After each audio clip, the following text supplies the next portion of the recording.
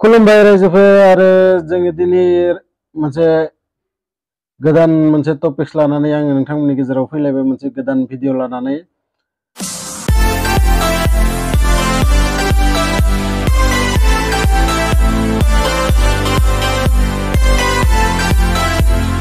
जोङो आसलते उन्दै समाव बयबो सानसे नङा सानसे बिमा बिफानिफ्राय फरायनायनि थाखाय बयबो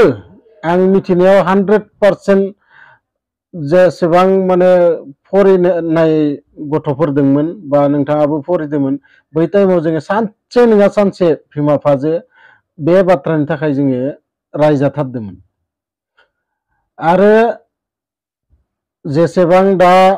हमना ला किसुमाना फरायनानै साक्सेसबो जालांदो गोबाङानो साख्रिबो मावदो आरो गोबाङानो हाजिरा खामलाबो मावबाय दोङो बा बेफारबो मावबाय दोङो बयबो बेलेग बेलेग गावनि मोनसे लामा दिहुननानै बिदिनो खामानि मावलांना जोङो जालांगासिनो दं आसलते जोङो उन्दै समाव बिराद बाहाना बानायो ना आरो बे बाहानाखौनो जुदि जों बानायामोनबा दिनै मा जानो हागौमोन कारन जोङो जे टाइमाव फरायनांगौमोन जों बयबो मिथिगौ फरायनाय जिकुनु मोजां बुस्थुआनो एसे माने जोंनि गोसोआ माने मानिया बे खामानिखौ मावनो जायखिजाया मोजां बुस्थुखौनो जेरै फरायनाया मोजां बयबो मिथिगौ फरायनांगौ गासैबो जेसेबां हागौ फरायनांगौ फरायबानो जोङो आसलते गोबां साक्सेस मोननो हायो आरो जि टाइमाव फरायनो होयोमोन जों आसलते निजेखौनो निजे जोङो आसलते धका होबाय थायोमोन निजेखौनो निजे जों थगायबाय थायोमोन गाबोन फरायगोन समनिया फरायगोन बा ओरैनो दसे जथनानै टाइम पास खालामबाय सा ज्रां फरायनानै दोनबाय कुनु मते ओंखामा मोनबाथाय जाबाय उन्दुबाय खिन्थु बे टाइमावनो जाय बुजिनानै मोनदो जे फरायनायनि मुल्यखौ बिसोरो दिनै बबेयाव दं आरो जों बबेयाव दं बेबायदिनो आं मोनसे नोंथांमोननो उदाहरन होनो थाखायसो आं बे भिडिअखौ बानायदो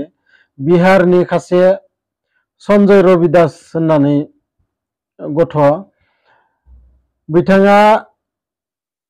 नै साननैसो सिगां बिहाराव रिजाल्ट होदो क्लास 10 नि आरो बे गथ'आ न'आव खोब गरिबथारमोन आरो गरिबनि थाखायनो बिया माने स्कुलाव थांनोबो माने थाखा फैसा एडमिशन लानो बा गस्ला लंपेन्ट बायनो बेफोरनोबो माने फैसा गैया जानोबो फैसा गैया बेबायदि गोरिब न'खरनि गथ' बियो मा खालामनायसै मोनसे दखान मोखाङाव फुंनिफ्राय मोनायालागै गुबुन मानसिफोरनि जन्था पालिस खालामग्रा खामानिखौ माने सायख'नायसै आरो बिदिनो जनानै गेदेर गेदेर मानसिफोरा टाउनाव आसलते गोबां मानसियानो बिदिनो आथिङै लाबोनो जन्थाखौ दिखांनानै होयो आरो बेयावनो आथिङावनो माने पालिस नाना होनांगौ आरो बे खामानिखौ बियो सानसे मावनानै हराव जेसेबां हागो फरायनानै दिनैनि दिनाव बियो क्लास 10 आव जि रिजाल्ट होदो 500 नि भितराव 466 मोनदो टटेल मार्क्सखौ आरो बे स्कुलनि भितरावनो दिनै टप खालामदो आरो जोङो मा सानो जोंहा इदि सुबिदा गैया बहि बायना होआखै गस्ला बायना होआखै जोङो आसलते बेफोरखौ बाहानासो खालामो जोंहा अरिजिनेलि जाय फरायग्रा मानसि दिनै नोंथांमोना गासैबो मिथिगौ एपिजे आब्दुल कालामआ पेपार फानोमोन पेपार फाननानै बिथाङा राष्ट्रपति जाहैदों सासे साइन्टिस्ट जाहैदों आरो जोङोथ' बिदि खामला मावनानै फरायनो गोनां बाथ्रायानो गोबाङानो बुहुत खम मानसियानो बिदि माने खामला मावनानै फरायनो गोनां जायो बांसिनानो न'खरनिफ्राय जेसेबां हागो फरायनाय टाइमाव बिमा बिफा हक बा न'खरनि जि परिबार हक बिसोरो निजेनि गथ'खौ सापर्ट खालामखायो नाथाय जोङो इनि गेजेरावनो आरो माने माबा मोनसे माने दस जोङो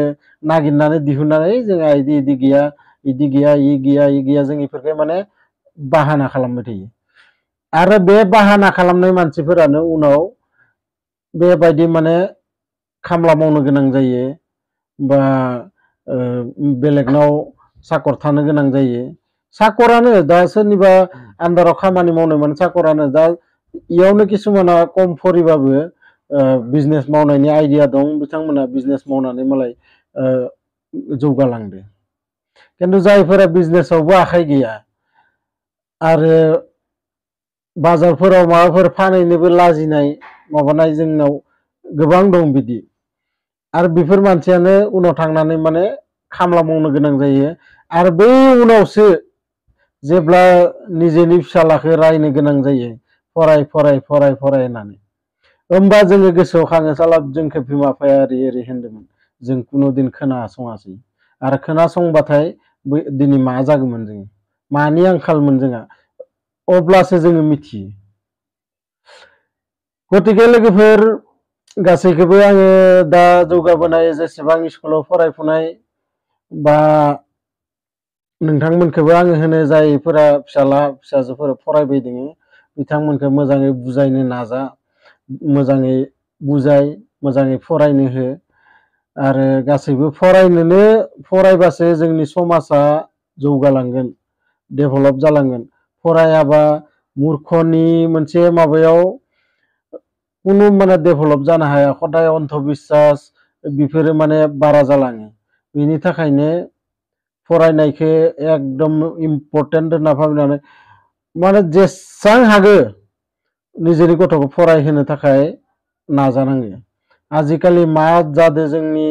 बर' समाजाव जोङो बयबो मिथिगो, मायाव मा गान्जा सोबनाय, डेनड्राइड लानाय माबा इफोरखौसो दा गोदानै जि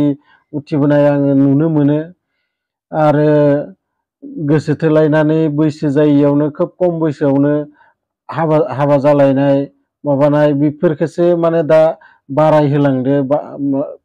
बारा जालांदो बेफोरो। गतिके बेफोरो जाहाथे जानाङा, जोंनि बर' समाजाबो गुबुनफोरनि रखम जौगानांगो, डेभेलप जानांगो। साननाय माबानाय बिजनेसै साख्रियै जेखैजाबो आग बारायनांगो। गतिके बेखौनो बुंनो थाखाय आं भिडिअखौ बानायदोंमोन। नोंथांमोना भिडिअखौ मोजां मोनदोंबा लाइक कमेन्ट्स खालाम। लोगोसे आंनि चेनेलाव गोदानैनो फैदोंबाथाय, आंनि भिडिअखौ गोदानै दिनैसो नुदोंबाथाय नोंथांमोना आंनि चेनेलखौबो साबस्क्राइब खालामना लानो हागोन, बेबायदि भिडिअ नायनानै मोजां मोनोबाथाय। गोजोन्थों।